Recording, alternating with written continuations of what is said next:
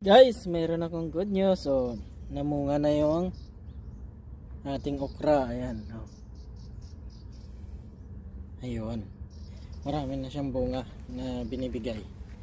Ayun, oh. So, mga 3 days pwede na nating makuha siguro to. Mayroon ng palaki-laki na yung iba. So, ayan ang update sa ating okra. Ayan. Ayan na.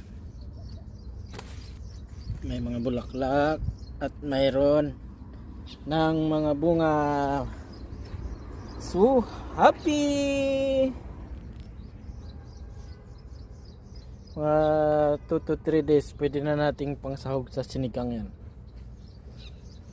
Lanta sila ngayon dahil sa sobrang init.